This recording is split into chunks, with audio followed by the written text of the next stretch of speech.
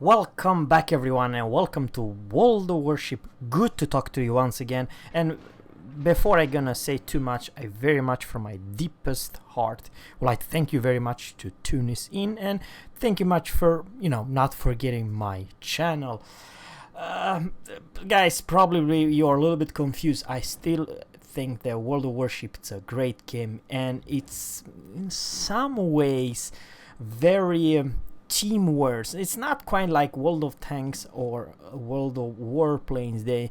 You as a player can do a lot of stuff because you have better armor than anything else. Nobody can shoot at you because they need gold armor and they cannot penetrate your armor, and you are OP as all hell. Over here it's a different story, but overall I do enjoy this game.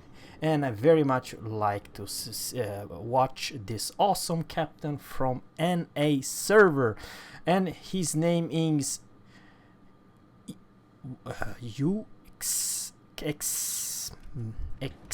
May. We'll just call him May for this. But May, I honestly believe it's showing you this potential of this ship, the Georgia. The friendly Georgia behind over there, probably it's AFK or something. He's lag or internet issues. Of course, guys, and this is kind of brutal to say it, but the tier 9 ships become OP in that regards. The matchmaking has been changed to the favor. You see, Georgia does not care if facing a Yamato or facing a Helena or anything squishy as all hell. I'm talking about the tier 7. I believe they were going to have to do something about the tier 7 matchmaking. The tier 7 matchmaking, it's absolutely brutal, and probably that RP Maya, which is a premium to purchase cruiser, will soon feel. You only have 4 guns, but when they hit, even with overpen, you do significant damage. All you need to do is just make sure you land anywhere those shells. And that was one ricochet. Who that guessed that a cruiser can bounce that big caliber of the gun? Now seriously, oh lord, Yugumo killed the Helena. Yeah, there is a Yugumo and a destroyer over there. The enemy team, they started pretty damn good. They kept seeing there is a destroyer nearby. Yes, and the battleship and cruisers are all over the place. The Prince Eugen, she's a very tanky cruiser for a cruiser. On the other hand, 3 overpen. Not a whole lot of damage, to be honest with you. But it was lucky actually. The enemy cruiser were very, very lucky. He popped the speed boost. Probably he wants to do significant damage to a cruiser. I believe, guys, seriously. Yes, the Riga popped the radar, so he knows this captain is here. Very much would like to see this engage with Frigate the Growth and the Riga, both tier 9 ships. And he definitely knew that this captain is over here. 3 overpen. Yeah, the Riga actually was turning in the right seconds. And now the Frederick the Grosse secondary open up. He's already on fire, but I do believe that Frederick the Great's secondary. He's angled away versus that Fred the Great, so I do like this. Oh man, 1 overpen. Yes, sometimes the guns can troll you, and yes, it is true, guys. He's facing 3 ships, probably 4 with the destroyer. There's a Yugumo on the left side, but I do honestly believe this Frederick Great probably he thinks his armor is too darn strong. And yes, so you may argue, guys, that the aim was not the best, the RNG was not the best, but guys, you may also say that this captain probably not did the best decision to go versus 4 ships, because with the destroyer it is at least 4, probably even 5 ships aiming at him. with this Prince Eugen. But oh lord, that was one crucial, sorry about that lag guys, close to 40,000 to the Georgia. So of course guys, don't get me wrong, Georgia, it's a very juicy target, but most of battleship they are, if you show me broadside, especially versus those huge damn caliber guns. I do believe it was 10,000 damage and one more citadel, and I honestly believe that Georgia's broadside almost deleted him. I'm just saying almost because you do have kind of a special super heal, and all you need to make sure that those guns lands. I'm talking about the cruisers versus cruisers. And yes, that was 17,000 damage, and the second one 20,400 damage. This is the reason you want to aim for the cruisers. And by the way guys, they may have some kind of a heal, the premium cruisers, I'm talking about Tago and the Prince Eugen, they do have heal, but not much heal when they receive some good looking citadels. And guys, seriously, it's almost like World of Tanks, they are one-shotted versus those salvos. He kind of started roughly, but thanks to his speed boost, he still has 34 to 32 seconds speed boost. So what I'm trying to say, and this is the reason I like this battleship a lot, you can disengage, but you have to angle and disengage, not like the enemy Georgia. By the way, I do believe the enemy Georgia paid the price, and he has been citadel and received huge damage from this particular captain. So yeah, even though if you hard hitting guns, it is true, but if you're showing your broadside in your Georgia, you may actually die. RP Maya had crazy good luck with one bounce earlier on, and I don't believe, just look at this, how pretty significant tight the shells are, fantastically tight. You know, there is small downside with this ship. It's of course it's kind of a big wide, easy to hit because it's a big large target. But on the other hand guys, and remember this is kind of important, you do have crazy good heal, and dispersion is fantastic. Yep, 2 citadel and instant. And you as a tier 7 cruiser, you don't have any heal, and any mistakes it's paddling, and that it's the 7th citadel guys, and he's no more. But guys, seriously, if you're showing your broadside to a Georgia, you're doing terrible, something wrong. But I would go so far that you cannot stay bow on either if you're a cruiser. There's very little you can do. The only thing you can do, you can try to left and right, and you know, try to come too close of a battleship, and then it's all battleships, they will melt you if you're a cruiser. But this particular ship with this huge damn caliber guns, I do honestly believe can citadel Des Moines even bow on. So no cruisers armor besides some oopiness, you know, Soviet Russian crazy strong armor can bounce the AP shells. And something like very important, I would like to say that you are not a HE spammer. I do normally believe in my all batters, 99% of all my shells are AP and only 1% HE. And this is why pretty Amgold best armor in the game, Frederick the Great, still receive huge chunk of damage. All you need to do is just aim and hit your target, and no matter where you hit, even a battleship without citadel, yes, from close range like the German battleship, will receive huge damage.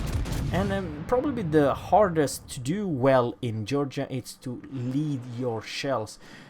Because the shells are kind of a slow, they are accuracy but they are slow, you need to lead a lot to be able to hit your target. And something else, this Yugomo, it's 10.3 kilometers and the secondary chewing him up. Yeah, that is something why makes this ship kind of a strong close range. Oh man, this King Georgia 5th, oh for the love of God, if you're a tier 7 battleship, if you don't angle, I mean, it does not matter if it's a tier 7, tier 8, or what the hell it is. He was very lucky that it was a few penetration and some overpan. But I do honestly believe that tier 7 King Georgia 5th does not have a lot of HP pool left.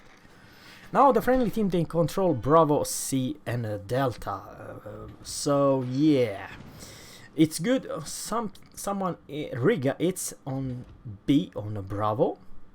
The Frederick Great's enemy, Frederick Great, he was behind this island a lot. There are several ships over there. Alright, so this captain decided probably to go and defend B. Nobody's defending B. There's the Bismarck. Alright.